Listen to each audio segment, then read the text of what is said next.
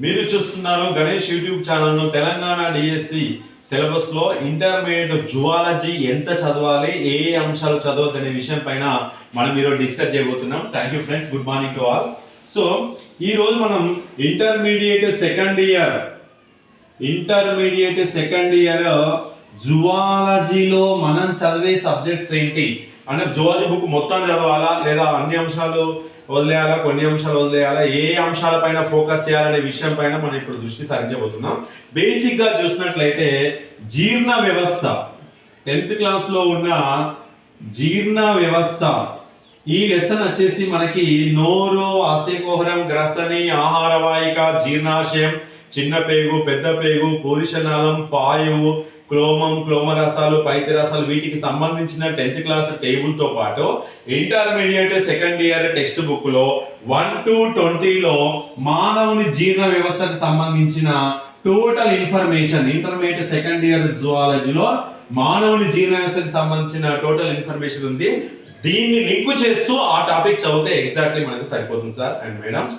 Okay, at the same time జీర్ణ వ్యవస్థకు సంబంధించిన విటమిన్లకు సంబంధించిన బాక్స్ కూడా కొంచెం ఇంక్లూడ్ చేసుకోవాల్సి ఉంటుంది. జీర్ణ వ్యవస్థ అయితే పక్కా దీంతో పాటు దాంతో లింక్ చేస్తే అయిపోతుంది. ఓకే, నెక్స్ట్ వచ్చేసి శ్వాస వ్యవస్థ. Second year zoology text book లో 10th క్లాస్ సెకండ్ లెసన్ శ్వాస వ్యవస్థ అనే టాపిక్ ఇంటర్మీడియట్ సెకండ్ ఇయర్ లో 24 పేజీ నుంచి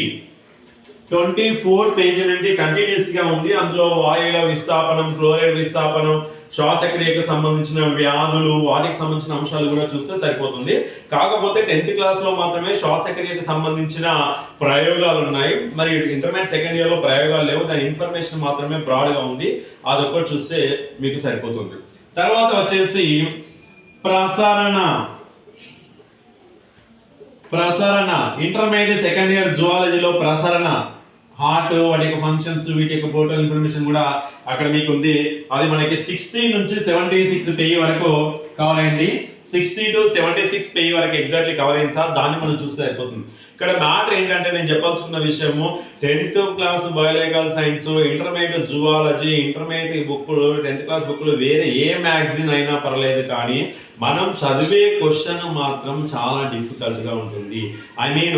జ్ఞానాన్ని పరీక్షించే విధంగా కాకుండా తార్కికంగా ఆలోచించే విధంగా, కారణాలు వెతికే విధంగా, ఊహాశక్తికి పదును పెట్టే విధంగా క్వశ్చన్స్ వస్తాయి. ఇప్పుడు ఫర్ ఎగ్జాంపుల్ మనం ఒకటి చూసుకున్నట్లయితే ఎగ్జాంపుల్ ఎక్కువగా కానిదేది, ఈ క్రింది వాణిలో కానిదేది లేదా జతపరచుము లాంటి క్వశ్చన్స్ కొన్ని వస్తాయి.